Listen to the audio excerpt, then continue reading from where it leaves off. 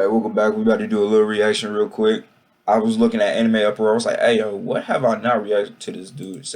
And I saw My Hero, so we about to just react to My Hero. Hold up. There we go. All nine. Hold up. All nine, one for all users in their quirks. We about to do My Hero, bro. I haven't done My Hero in a minute.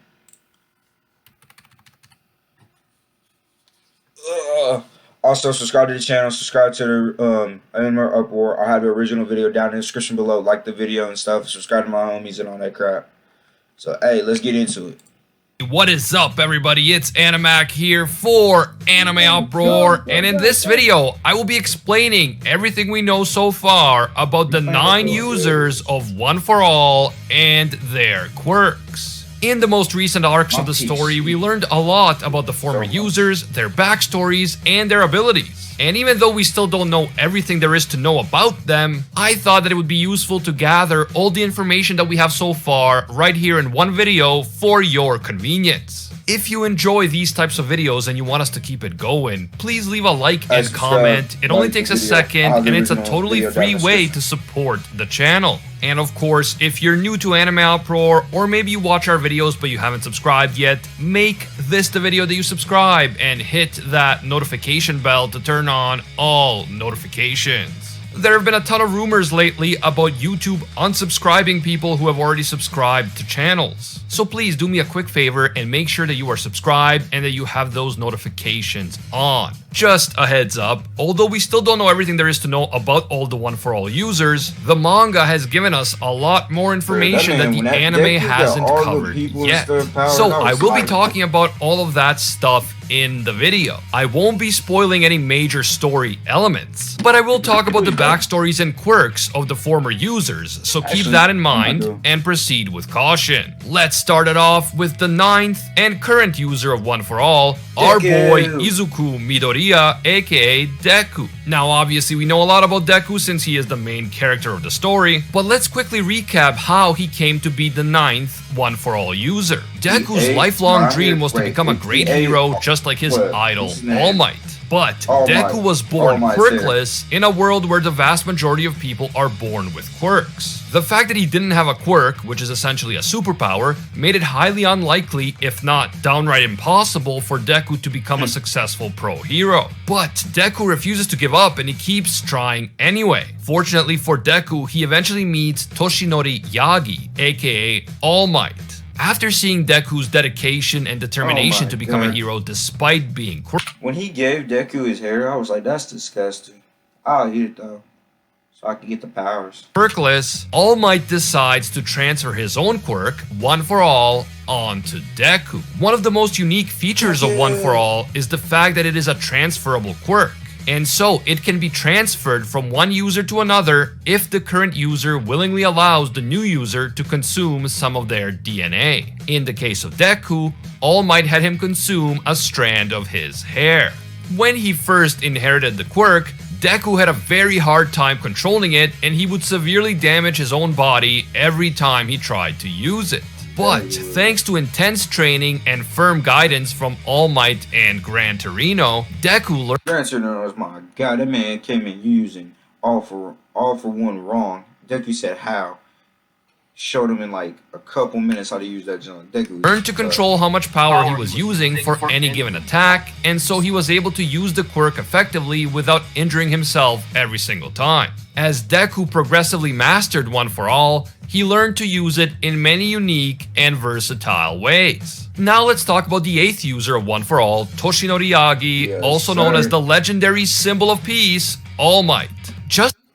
Oh my god, it's another ad. If this is the one with Mr. Beast, I'm gonna be mad. I also apologize if it's running a little bit slow. I'm uploading a bunch of stuff and I'm editing at the same time, so hey, it is what it is.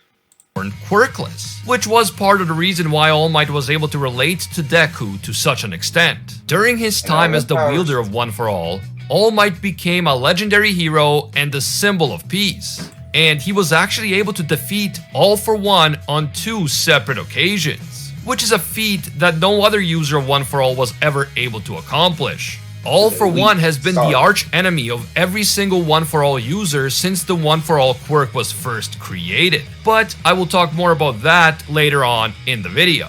Because All Might had a very strong and resilient body, he was able to adapt to One For All very quickly, and he didn't have to struggle as much as Deku in order to master the quirk. In fact, All Might was so effective in using One For All that he became arguably the strongest hero in history back when he was in his prime. But by the time that All Might met Deku, he was nowhere near his prime. He had been permanently injured in a previous battle against All For One, which severely limited his ability to use One For All. His body simply could not handle using the quirk for more than a few hours a day. And at that point, it became clear to All Might that he had to find a worthy successor, and he had to do it soon. After transferring the quirk to Deku, All Might still had some remaining embers of One For All which he was able to call upon in battle. But eventually those embers were extinguished and he became effectively quirkless once again. As a result, All Might retired from being a pro hero, and his main job now is to mentor his successor, Deku. Then we have the 7th user of One For All and All Might's former master, Nana Shimura. She bad. We know that she had a close personal relationship with both. I don't understand how animated characters can do that. They can look like this man. You see him from where you was. I'm at 509. So this man, look at him. He's tall, but if you go back, hold up. This, how you go from that to that, bro? Like that don't make no sense. That do not make no sense. Personal relationship with both All Might and Gran Torino, and we also know that Nana is actually the grandmother of Tomura Shigaraki, whose birth name is Tenko Shimura. When he was still very young, Nana gave up her son, Kotaro Shimura, and had him raised in a foster family in order to protect him from All For One. By this point, All For One had already killed Nana's husband, and Nana's ongoing war against All For One put everyone close to her in grave danger. She loved her son Kotaro, and she felt that she had to give him up in order to protect him. However, the young Kotaro felt hurt and rejected by his mother after she gave him up to a foster family. He believed that she chose her pro hero career over him, and he grew to hate the heroes and the hero profession. Unlike Deku and All Might, Nana wasn't born quirkless. Before inheriting One For All, she possessed her own quirk called Float, which essentially allowed her to levitate in the air. Nana was... You see that? Look at that. Gran Torino right there. Boom. Tall. God dang, she flying. God dang. Ultimately killed by All For One, but not before she passed One For All on to All Might. Okay, now let's talk about the 6th user of One For All, the one who passed the quirk on to Nana. We don't know much about him at this point, other than the fact that his name or nickname was N, spelled E-N. N was a relatively short man with dark hair and a high-collared dressing style that reminds me a lot of Best Jeanist. We don't know if there's actually a connection of any kind between Best Jeanist and N, or if this is just a stylistic coincidence. N's original quirk is called Smokescreen, and it allows its user to generate smoke and severely reduce the visibility of his opponent on the battlefield. As of the making of this video, N's quirk was just revealed in the manga, so there may be other interesting aspects to this quirk that we just haven't learned about yet. All For One tried to steal One For All from N on 2 separate occasions, and he failed both times. N became the 6th user of One For All when he consumed the blood of the 5th user, Daigoro Banjo. And speaking of Daigoro Banjo, he was a super funky hero whose pro hero name was Lariat. Just like N, Banjo stopped All For One from stealing One For All on 2 separate occasions. And just in general, I feel like Banjo was a true Chad through and through. He was a muscular and assertive super... Hey, when I found out that Deku could use that other people's quirk, and he had this dude's quirk, and it was Black Whip is hard. I don't care what nobody says. Black Whip is hard. Funky dude. And on top of One For All, he also possessed a powerful second quirk, the original quirk that he was born with, Black Whip. Black Whip allows its user to generate black tendrils from their body and use these tendrils to either attack an opponent, restrain an opponent, or increase the versatility of the user's own movements. Black Whip is an extremely useful quirk, and it appears to be powered by strong emotions such as anger. This means that the angrier the user becomes while still maintaining control of his senses, the stronger the quirk will become. Next up, we have the fourth user of One for All, a man whose name was Hikage Shinomori. Hikage has two distinctive lines that resemble scars running down the left side of his face. And unlike the other One for All users, the fourth user chose not to confront All for One head on. Instead, he chose to live on his own in the wilderness like a hermit. Since he knew that he didn't stand a chance against All for One on his own, he spent his time training One for All in order to make it stronger in the hopes that his eventual successor will be able to defeat All for One. This strategy makes sense since One for All is a stockpiling quirk, so theoretically it will become stronger over time. Unfortunately for Hikage, his body began to break down as a result of actively using One for All for so many years. The scars on his face appear to have been caused by the physical breakdown which he experienced. And although he was never caught or killed by All for One, in the end, Hikage died of old age at only 40 years old. Thankfully, before he died, Hikage passed One for All on to his successor, Daigoro Banjo. The original quirk that Hikage was born with is called Danger Sense, and this quirk allows its user to instantly identify imminent threats in the surrounding area. So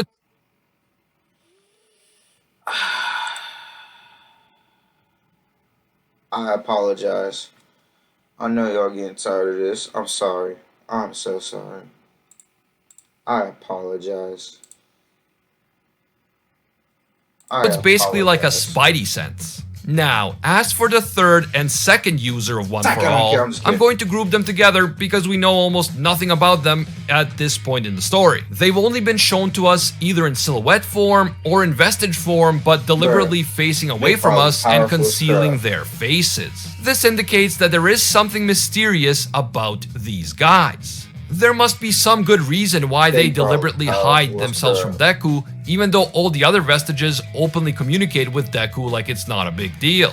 Some have theorized that one of these two is actually Bakugo from the future because his hair looks a lot like Bakugo's hair. But I think that the explanation for why they are so mysterious is probably a lot less crazy than that. Maybe they just have to hide from Deku until he is fully ready to hear what they have to say. Whatever the truth about them may be, I think that they will play an important role in the further development of Deku and One for All as a quirk.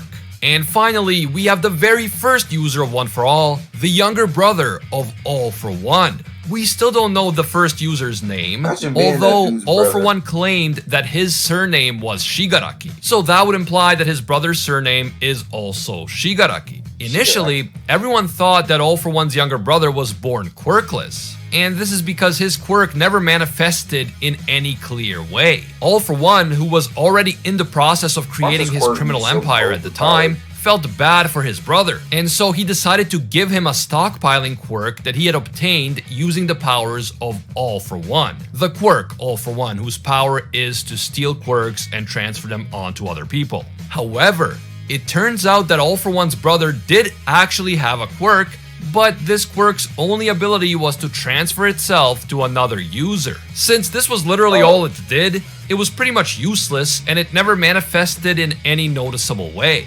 But once that stockpiling quirk was transferred into All for One's brother by All for One himself, it merged with his original transferring quirk, and out of the accidental union between these two quirks, the One for All we know today was born. Now that he was in possession of a quirk that could actually be used in battle, the first user decided to oppose his brother's evil plans. The first user clearly had a very strong sense of right and wrong, and so he refused to let All for One just keep doing all the evil things that he was doing. Unfortunately, the first user simply wasn't strong enough to ever seriously threaten All for One, and he lost his life soon after obtaining One for All. But he did manage to transfer his quirk to a successor before he died.